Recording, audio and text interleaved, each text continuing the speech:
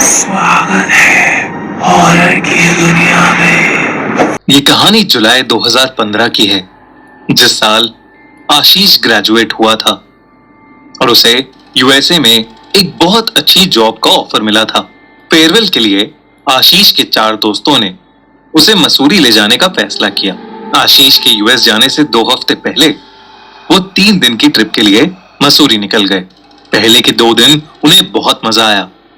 उन्होंने जगह जगह घूम के मसूरी की खूबसूरत वादियों का खूब लुत्फ उठाया। पर ट्रिप के आखिरी दिन आशीष ने जिद पकड़ ली कि वो मसूरी का फेमस होटल हैवॉक देखना चाहता है। उस होटल के बारे में कुछ ऐसे किस्से पूरे मसूरी में फैले हुए थे जिसे सुनकर किसी की भी रूह कांप जाएगी। कहा जाता है कि वहां एक ब्रिटिश डचेस यानी एक अंग्रेज विडो की आत्मा घूमती है जो कि हर किसी की जान लेना चाहती है। पर आशीष ने सारी कहानियों को नजरअंदाज कर दिया और अपने दोस्तों से वहां जाने की जिद करने लगा। अब उसका फेयरवेल था और उसके दोस्तों ने भी उसकी बात मान ली और शायद यही उनकी जिंदगी की सबसे बड़ी गलती थी। रात के 2 बजे वो और उसके दोस्त होटल हैवॉक पहुंच गए।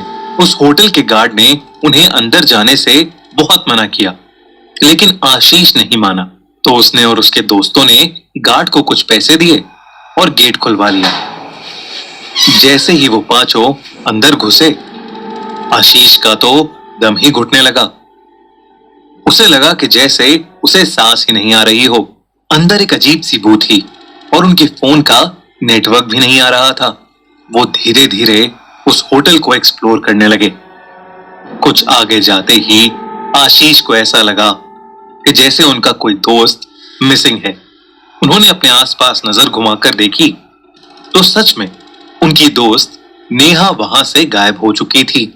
आशीष ने जब अपने बाकी दोस्तों से पूछा कि नेहा कहां गई, तो किसी को उसके बारे में कुछ नहीं पता था।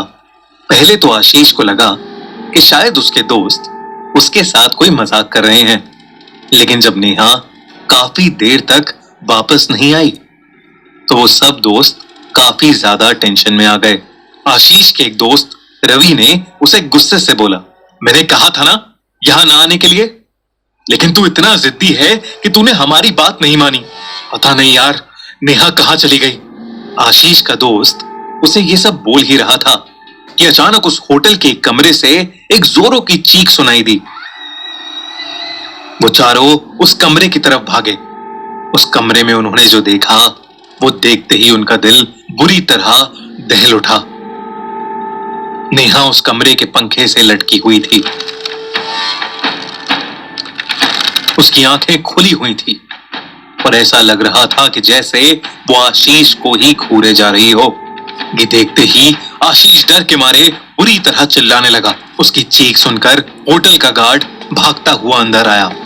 उन चारों ने उस गार्ड की मदद से नेहा की बॉडी उतारी। आशीष के एक दोस्त ने नेहा की नब्ज चेक की और ना में सर हिलाया। नेहा दुनिया छोड़कर जा चुकी थी। उन चारों ने नेहा की बॉडी उठाई और उस कमरे से बाहर जाने लगे, लेकिन उस कमरे का दरवाजा जाम पड़ गया। आशीष पास में खड़े गार्ड की तरफ मुड़ा। उसे उम्मीद थी कि वहां का गार्ड उन्हें बाहर निकलने के लिए रास्ता बताएगा, लेकिन उसने जो देखा वो देखकर उसके पैरों तले जमीन खिसक गई। उस गार्ड की आंखें लाल पड़ गई थीं और उसकी गर्दन धीरे धीरे टेढ़ी होने लगी। कुछ ही पलों में उस गार्ड का सर धड़ से अलग हो गया और उसका सर कटा शरीर उन चारों की तरफ आगे बढ़ने लगा। इसी तरह वो जाम दरवाजा खुला और वो चारों उस रूम से भाग निकले। होटल के कॉरिडोर में भागते भागते अचानक उन्हें अपने सामने नेहा खड़ी हुई दिखी। वो नेहा को देखते ही चौंक उठे, क्योंकि नेहा की बॉडी को तो उन्होंने अपने हाथों में उठाया हुआ था।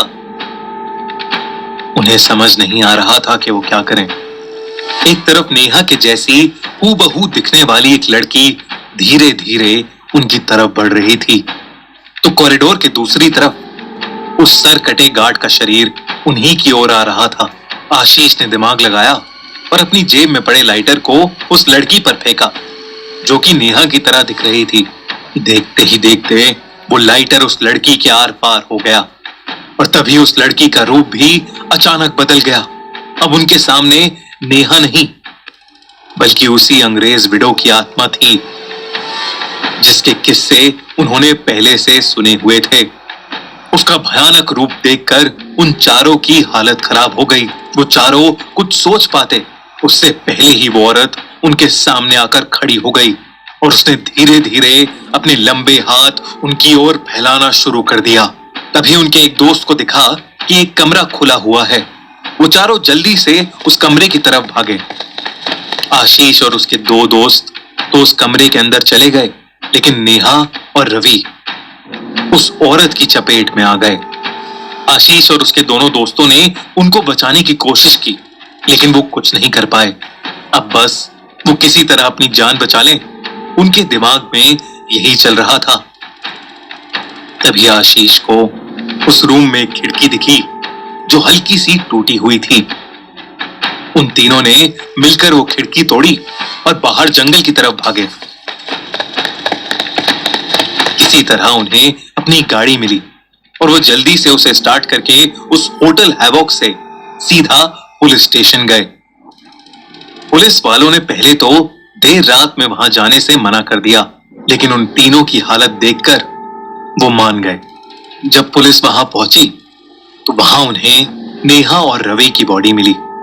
ताज्जुब से रवि और नेहा दोनों की ही सांसें चल रही थीं। उन्हें जल्दी से हॉस्पिटल ले जाया गया।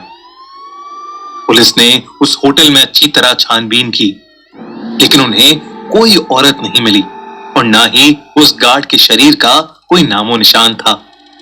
पर आशीष, जो कि पुलिस के साथ ही डरा हुआ एक कोने में खड़ा था, उसे होटल के एक रूम की खिड़की से वो विधवा चुड़ैल और वो सरकटा गार्ड दोनों ही दिख रहे थे। वो चुड़ैल भी आशीष को ही घूरे जा रही थी, पर आशीष ने किसी से कुछ नहीं बोला और वो लोग वहां से हमेशा हमेशा के लिए निकल गए। आज की तारीख में आशीष और उसके चारों दोस्त सही सलामत हैं। आशीष अब यूएसए में काम करता है। उस इंसिडेंट के बाद से वो वापस कभी इंडिया नहीं आया, लेकिन आशीष और उसके चारों दोस्त जब भी उस रात को याद करते हैं तो उनकी रूह कांप उठती है।